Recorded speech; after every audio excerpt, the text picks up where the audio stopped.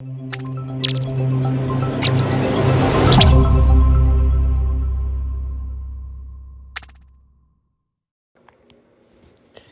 here we're going to look at logarithms, and we've seen that in the past that a one-to-one function will have an inverse.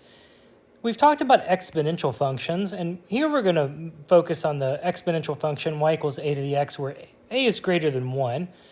That's going to pass the horizontal line test. It's going to be a one-to-one. So that does have an inverse, and we denote its inverse function.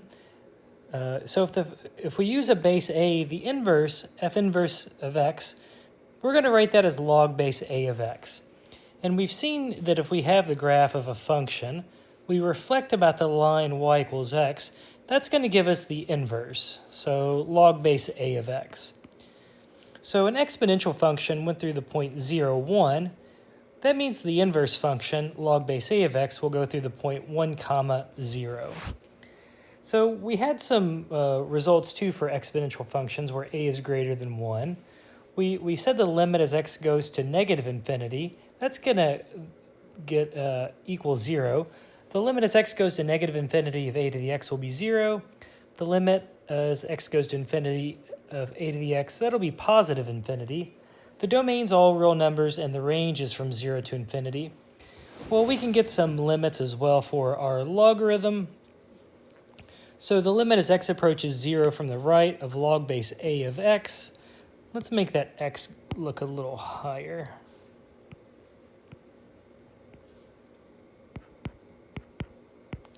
Okay, so as x approaches 0 from the right, our logarithm's going to approach negative infinity. And again, that just says that the y-axis is going to be a vertical asymptote. And likewise, the domain will be 0 to infinity. The range will be negative infinity to infinity. So just a bunch of reading here. So again, we'll do some examples. So the log base a of x equals y if and only if a to the y equals x. And I think about this when trying to evaluate. So log base 2 of 8, that equals some number x. Well, we can rewrite that by saying 2 to the x equals 8. Well, 2 to what power equals 8? That's going to be the power of 3. So log base 2 of 8 is just another way of writing the number 3. Likewise, log base 3 of 1 over 81. So 3 to what power is 1 over 81? Well, 1 over 81, I can write that as 1 over 3 to the 4th, or 3 to the negative 4th power. So in this case, x is going to be negative 4.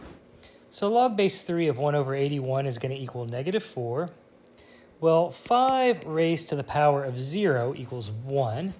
So log base 5 of 1 will be 0. Log base 10 of 0.01, well again, 10 to what power equals 0.01? Well, 0.01 is the same thing as 1 over 100.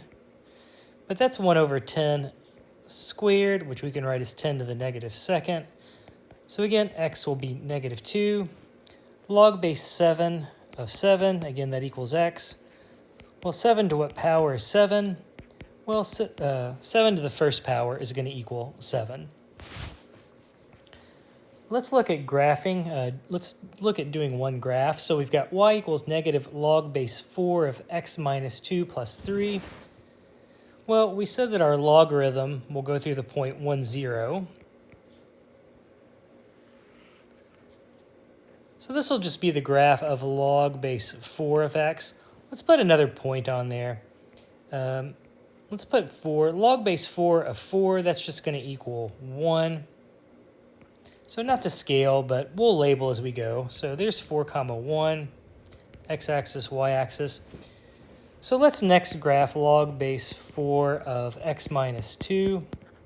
Well, that's going to move our graph to the right 2 units.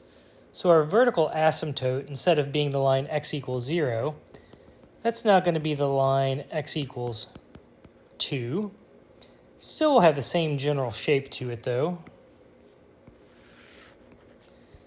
So instead of being at 1, 0, if we move it to the right 2 units, that'll be 3, 0. Instead of being at 4, 1, again, if we move that 2 units to the right, that's going to be the point 6, 1. All right, so if we take the negative of that graph,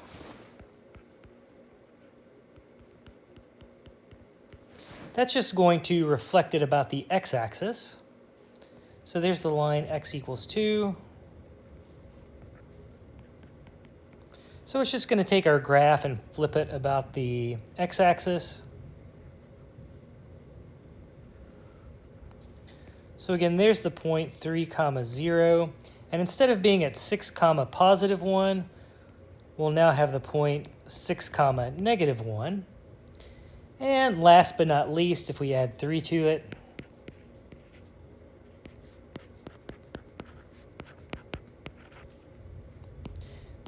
that won't affect our asymptote, but it will move all the points up 3. So instead of going through 3, 0, it's now going to go through 3, 3. And instead of going through 6, negative 1, that's going to go through 6, so negative 1 plus 3 is going to be positive 2.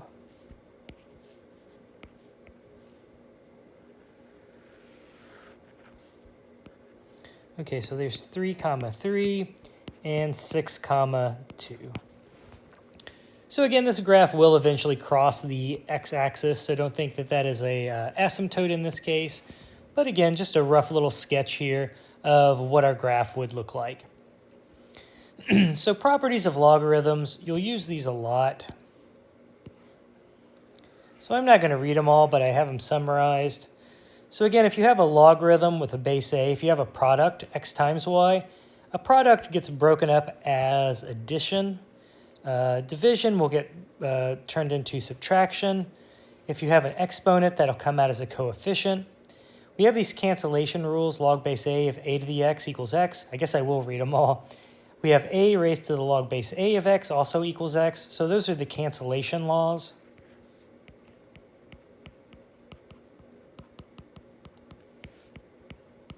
And then we have a change of base formula as well.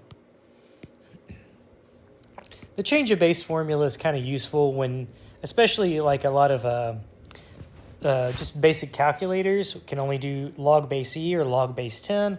So that's a way to help you evaluate different logarithms. So in part A here, we've got to we'll solve a few different equations. We've got log of x minus log of x minus 5 equals 1. Well, we can write this as a single logarithm using our properties. So it says that if we have subtraction, that turns into division. So we'll have log of x over x minus 5 equals 1. Recall if we write log, that's just shorthand for log base 10.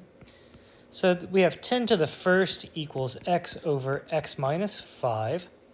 Well, I can multiply both sides by x minus 5 and get 10x minus 50 equals x. Well, I can add 50. I can add 50 and subtract x. That'll give me 9x equals 50. And then divide both sides by 9. I'll get x equals 50 divided by 9. So in B, okay, so notice now in our previous section, we would have, this 24, we might have seen something like a 25. And then we could have written those with the same base. We can't do that here, but that's still okay. So what I'm going to do, we can take the natural logarithm, or we can really take any logarithm we want. Again, recall that log base e of x, that's just shorthand for the natural logarithm of x. If we just write log x, that's going to denote log base 10 of x. So I'm going to take the natural logarithm of both sides.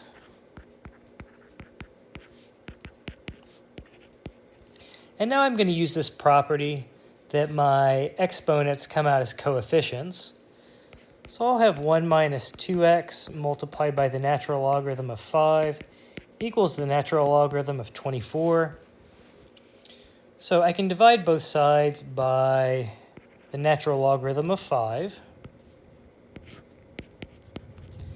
And then what I'm going to do is I'm going to, what's the easiest way to do this? I guess I can subtract the natural logarithm of 24 over the natural logarithm of 5 from both sides. And I could add 2x to both sides. And then lastly, what I'm going to do is just multiply both sides by 1/2. So we'll get 1/2 minus the natural logarithm of 24 divided by, let's see, 2 times the natural logarithm of 5. That's going to equal x, and that will be my solution. Same thing in part C. We'll just take the natural logarithm of both sides. So we'll have the natural logarithm of 4 raised to 3 plus 7x equals the natural logarithm of 10. Well, I would have 3 plus 7x multiplied by the natural logarithm of 4, which I'm going to divide both sides by. And then the same thing as before. I'm going to subtract the natural logarithm of 10 over the natural logarithm of 4. I guess that's the easiest way to do it. Let's do it a different way. Since my 7x is already positive here, let's just subtract the 3 from both sides. So we'll subtract 3. And then we can just multiply both sides by 1/7. So we'll have 1/7 multiplied by this natural logarithm of 10 over the natural logarithm of 4 minus 3. Okay, last but not least, part D. We've got 10 minus 2e to the 3x plus 4 equals 10. Well, if we subtract 10 from both sides, we'll have negative 2e to the 3x plus 4 equals 0. Well, if I divide both sides by negative 2, I'm going to have e to the 3x plus 4 equals 0. Notice if I try to take the natural logarithm of both sides, the natural logarithm of 0 is undefined. So that just simply tells us that this original equation has no solutions. And again, that makes sense because e to any number always has to equal something greater than 0, so there's no way it could equal 0. So, okay, just a few quick things about logarithms. Again, the things that you should know, you should definitely know that they're inverses of exponentials, be able to graph them, certainly be able to evaluate them. Same graph transformations. Definitely want to know all these properties of logarithms because, again, you'll use these properties of logarithms to solve equations. So, okay, just a few different questions. Writing things as single logarithms, some graphing, some evaluating, solving equations, and a word problem.